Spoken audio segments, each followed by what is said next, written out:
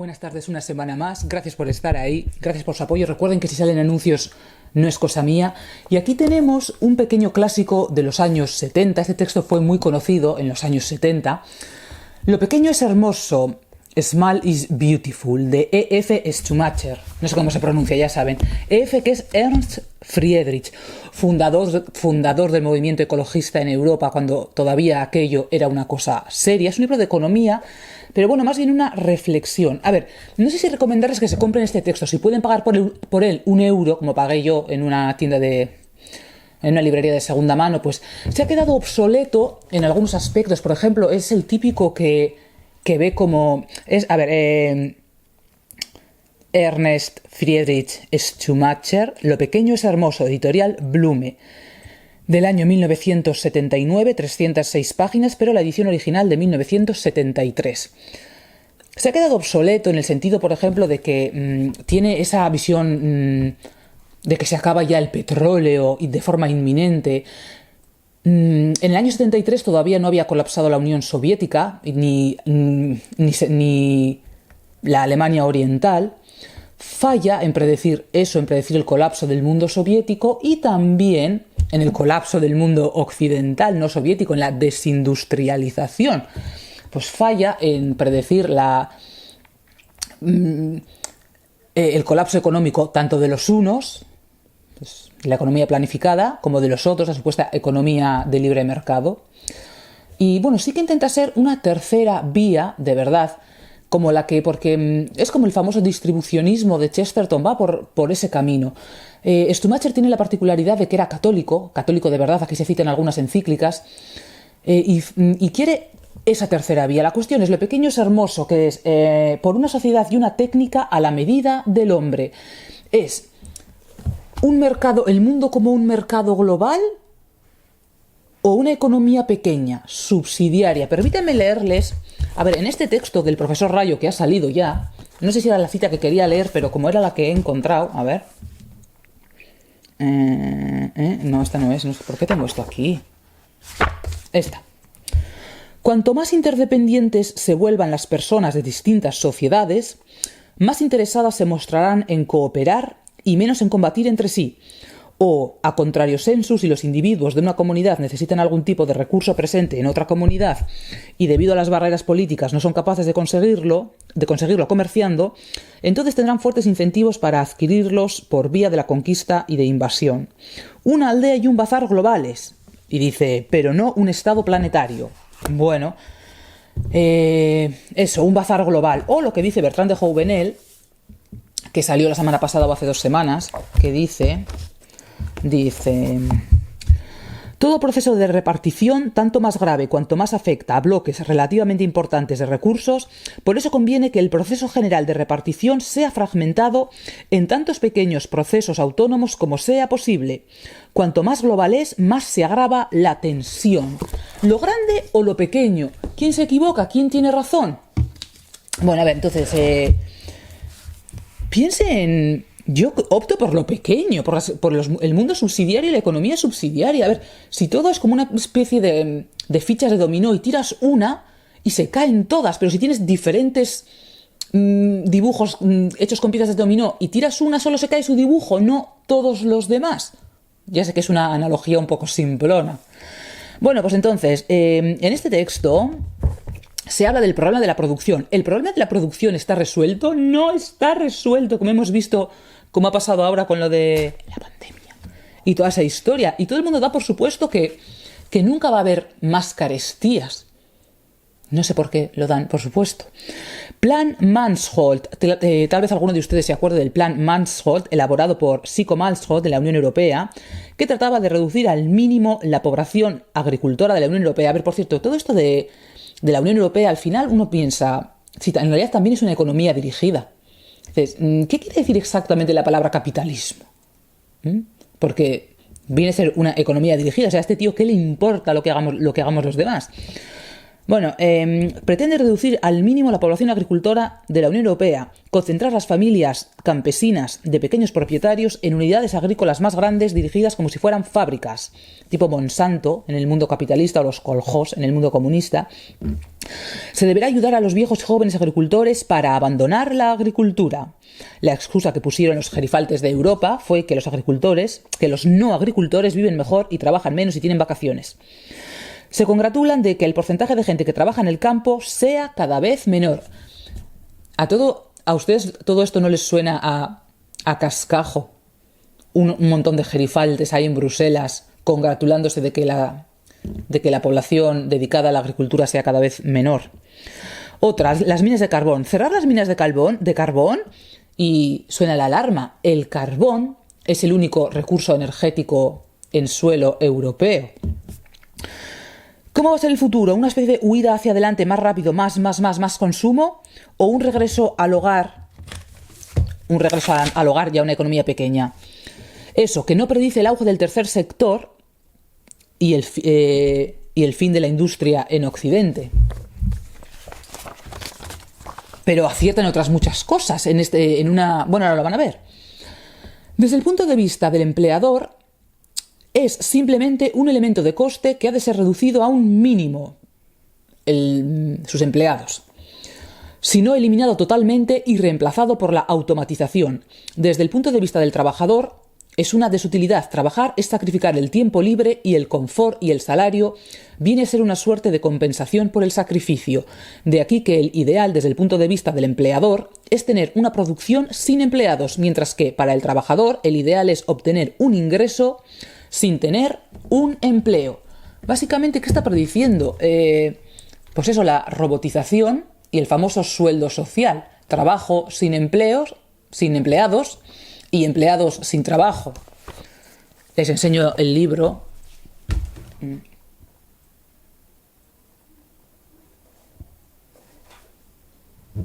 Lo pequeño es hermoso, lo pequeño es posible. Es mucho menos probable que la gente que vive en comunidades locales altamente autosuficientes se vea envuelta en una violencia de gran escala que la gente cuya existencia depende de los sistemas mundiales de comercio. Está en contradicción clara con el señor Rayo. Ustedes dirán lo que opinan. A ver. El resultado es una sociedad dual, sin ninguna cohesión interna, sujeta a un máximo de inestabilidad política. A ver, Schumacher habla de un mundo dual y de una economía dual refiriéndose al primer mundo y al tercer mundo, pero lo que describe, que lo describe bien, solo que no lo aplica a todo el planeta, sino al primer mundo una cosa y al tercer mundo otra.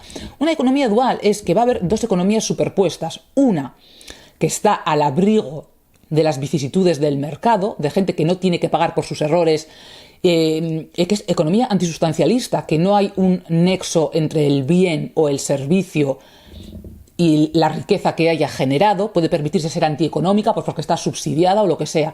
Y luego una economía, eso será en la élite, y luego una economía, la nuestra, que no está protegida por nadie, que es sustancialista, que hay una relación entre lo que trabajas y la riqueza que generas o que ganas, pero claro, que está al albur de las vicisitudes del mercado, y si quiebras, quiebras.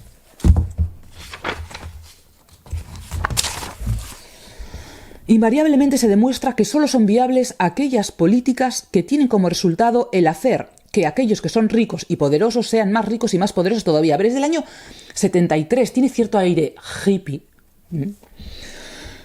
Y más poderosos todavía. Se demuestra también que un desarrollo industrial solamente rinde beneficios si está cerca de la capital o de otra ciudad importante, pero no en las áreas rurales. Se prueba también que los proyectos a gran escala son invariablemente más económicos que los pequeños. Está prediciendo bien lo que llamamos ahora la España abandonada, ¿no? Como se dice, la España vacía. Todo tiende a concentrarse pues en las ciudades y el resto se abandona, las áreas rurales se abandonan. A ver, aquí igual nada más. La manera en que experimentamos e interpretamos el mundo, a ver, también habla mucho de metafísica, era católico. La manera en que experimentamos e interpretamos el mundo depende mucho de la clase de ideas que llenan nuestras mentes. Si son insignificantes, débiles, superficiales e incoherentes, la vida parecerá insípida, aburrida, penosa y caótica. El sentimiento de vacío resultante se hace difícil de sobrellevar y la vacuidad de nuestras mentes puede dejarse llevar demasiado fácilmente por algunas nociones fantásticas y grandiosas, políticas o de otro tipo, que de pronto parecen iluminarlo todo y dan sentido y propósito a nuestra existencia, una existencia que no tenía. Piensen ahora todo lo que está pasando con lo de los chicos y las chicas, no sé cómo decirlo. Piensen en todas esas cosas absolutamente increíbles que están pasando. Tienes razón, Schumacher. No necesitamos enfatizar que este es precisamente uno de los grandes peligros de nuestra época.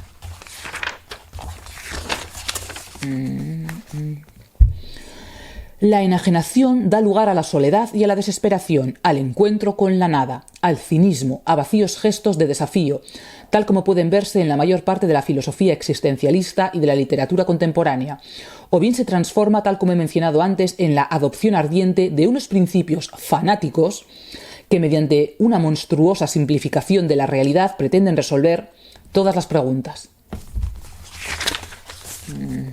A ver aquí, que todavía somos esclavos de ideas del siglo XIX. Está muy bien explicado, pero es muy largo de leer y no lo quiero leer todo.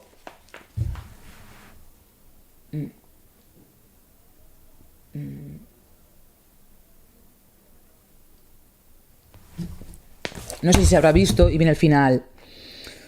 Lo más importante que ha producido la humanidad, las obras de arte, los textos, la moral, no son resultado de ningún empirismo estrecho, porque mediante la investigación factual no puede comprobarse ninguna de ellas. Te habla de eso, de que si el evolucionismo,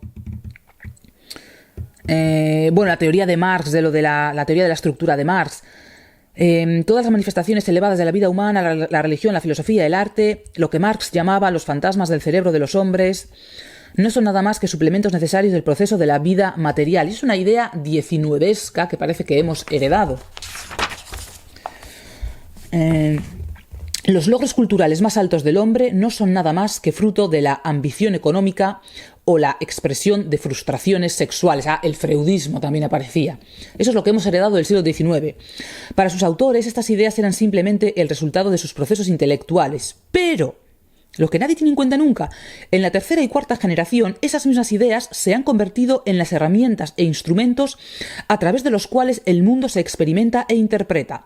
Los que aportan nuevas ideas muy raramente son gobernados por ellas, pero sus ideas obtienen poder sobre las vidas de los hombres en la tercera y en la cuarta generación, cuando se han convertido en una parte de la gran masa de ideas, incluyendo el lenguaje. A ver, quien genera todo ese tipo de teorías nuevas, en realidad tiene el cerebro organizado por generaciones anteriores.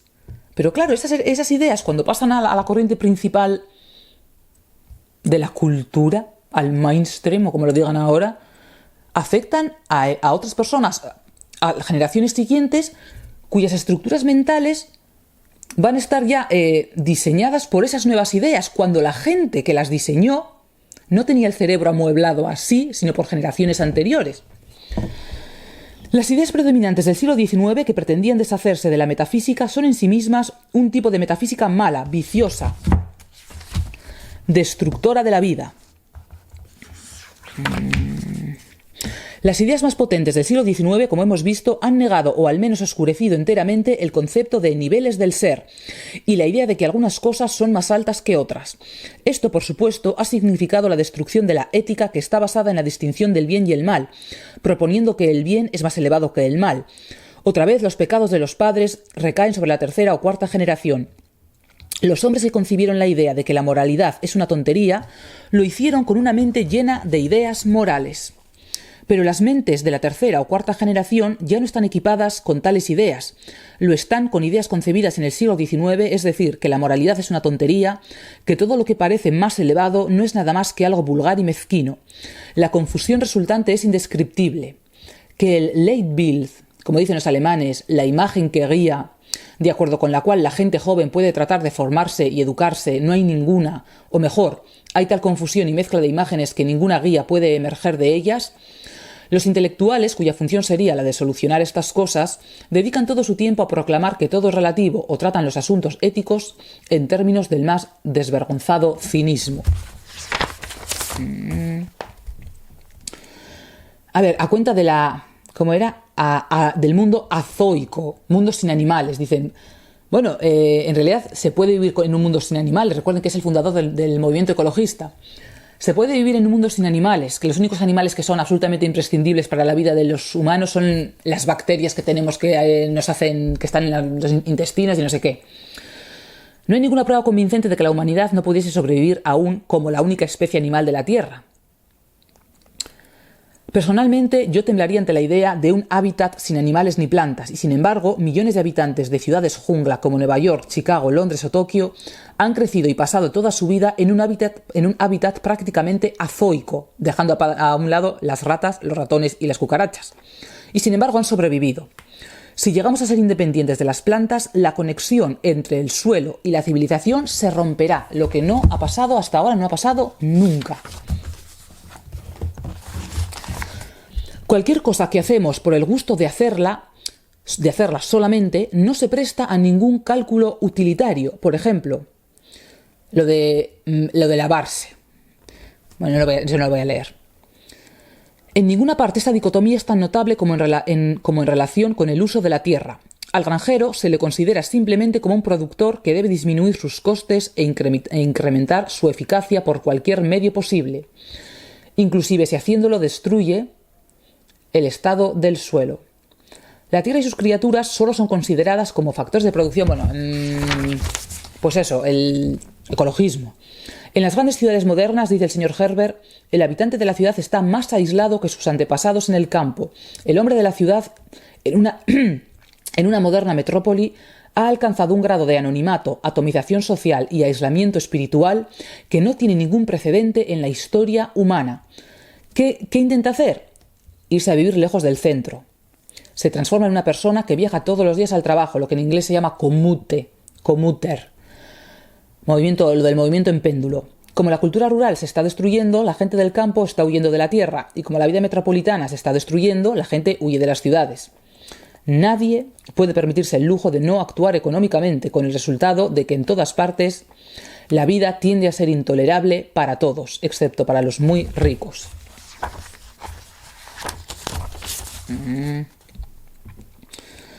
La pregunta de qué es lo que la tecnología hace realmente por nosotros es digna de investigación.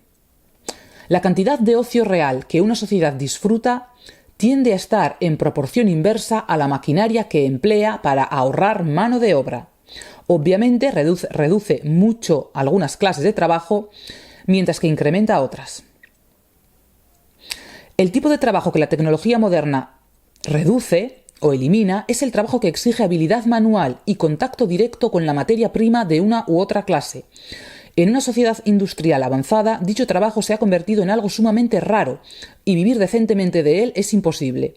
Una gran parte de la neurosis moderna puede ser debida a este factor, porque el ser humano, definido por Tomás de Aquino como un ser con cerebro y manos, no disfruta más que cuando está ocupado de forma creativa, útil y productiva, con sus manos, con su cerebro. Hoy una persona tiene que ser rica para estar en condiciones de disfrutar de una cosa tan simple.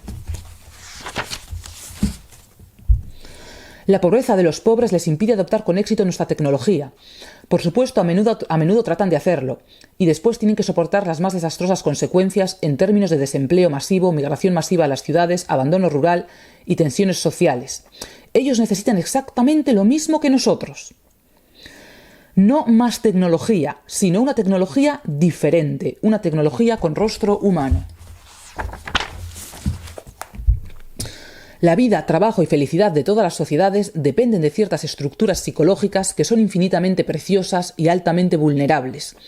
La cohesión social, la cooperación, el mutuo respeto y sobre todo el respeto a sí mismo, el coraje frente a la adversidad y la capacidad para sobrellevar privaciones, todo esto y mucho más se desintegra y desaparece cuando estas estructuras psicológicas se dañan gravemente. Un hombre es destruido por su convicción profunda de inutilidad. Ningún crecimiento económico, por grande que sea, puede compensar estas pérdidas. A ver, acierta. Vivimos en la sociedad de las neurosis. Todo el mundo tiene enfermedades mentales, las depresiones, los suicidios. Si son vidas, nos hacen la propaganda eso de que, ay, vete a pasar el fin de no sé dónde y consume, y consume, y consume, eso lo dice él. Pero que en realidad son sociedades de desesperados, pues de gente depresiva. Actualmente el esfuerzo de desarrollo está conducido principalmente por funcionarios del gobierno, tanto en el país donante como en el país receptor, en otras palabras, por administradores. Estos no son, por entrenamiento y experiencia, ni empresarios ni innovadores, y ni siquiera poseen el conocimiento técnico específico de los procesos productivos. Yo me pongo mala cada vez que oigo lo de los gobiernos o la Unión Europea o quien sea diseñando economías, pero ¿qué tienen que diseñar? ¿Qué tiene que diseñar esa gente? Ustedes necesitan que esa gente les diseñe lo que sea. Con las políticas económicas. La política económica de la Unión Europea, la política económica del gobierno de no sé qué. Pero ¿qué más? ¿A mí qué me importa lo que diga esa gente? Es que yo alucino. A ver. Aquí, predicamos las virtudes del trabajo y las privaciones mientras pintamos... Vale, los 21 minutos, a ver. Mientras pintamos utópicos cuadros de consumo ilimitado, sin trabajo ni privaciones. Claro, es o lo uno o lo otro, ¿no? A ver. No sé si leer esto. La frase favorita del capitalismo ilustrado de hoy es, ahora ya lo saben, se ha repetido 1000 veces, ahora todos somos socialistas. Si es así, la empresa privada de nuevo estilo, organizada en grandes compañías, se diferencia de la empresa pública solo en un aspecto, en que da un ingreso a sus accionistas sin que estos hayan trabajado.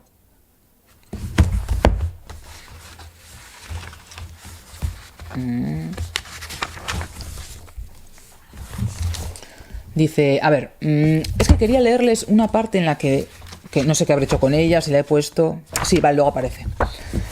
Los socialistas debieran insistir en usar las industrias nacionalizadas no simplemente para competir con los capitalistas en su propio terreno, un intento en el cual pueden o no tener éxito, sino para evolucionar hacia un sistema de administración industrial más democrático y digno, hacia un empleo más humano de la máquina y una utilización más inteligente de los frutos del ingenio y el esfuerzo humanos.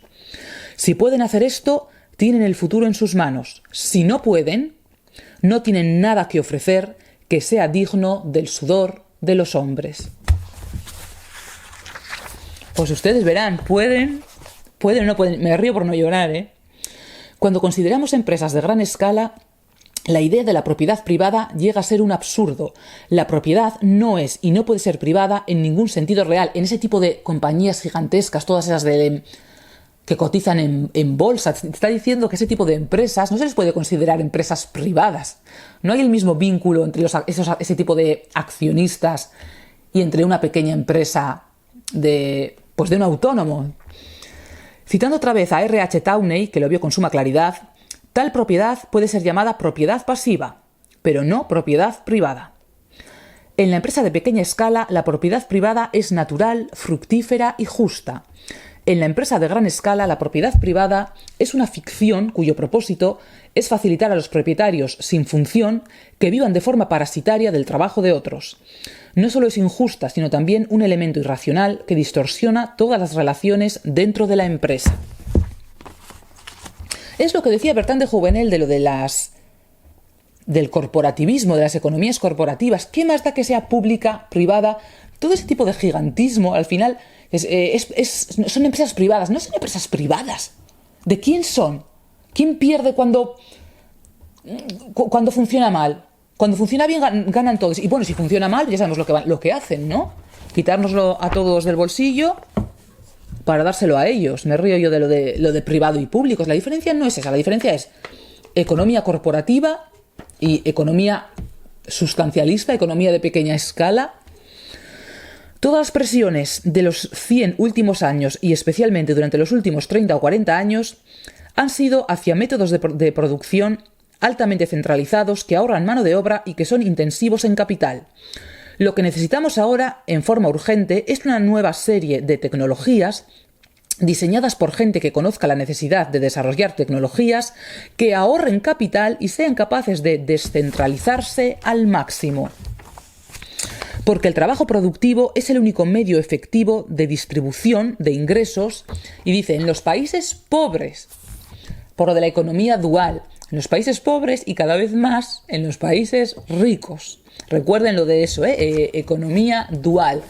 Todas aquellas grandes empresas, me da igual que sean privadas o esa gigantesca empresa de inútiles que es lo público, no hay ninguna diferencia, da igual que unas se llamen privadas que otras se llamen públicas, todas aquellas que están a salvo de la realidad, de los vaivenes de la realidad, todos aquellos que pueden permitirse hundir las economías de un país o que pueden permitirse ser improductivos o trabajar mal y da igual, porque nunca tendrán que pagar por las consecuencias de sus acciones, frente a los pequeños, a nosotros, que si nos va mal no nos ayuda a nadie, y eso, que no es el primer mundo contra el tercer mundo, es el mundo corporativo, me da igual que público que privado, contra los que no están protegidos pues por esa burbuja, que serán la mayoría. Bueno, y sin más, si pueden encontrar el libro por 1 euro o 2 euros, pues pueden comprárselo. Si no, ya les digo que ha quedado obsoleto y tiene como un tono raro. Ha quedado obsoleto en ciertos aspectos, pero que fue un clásico de los años 70.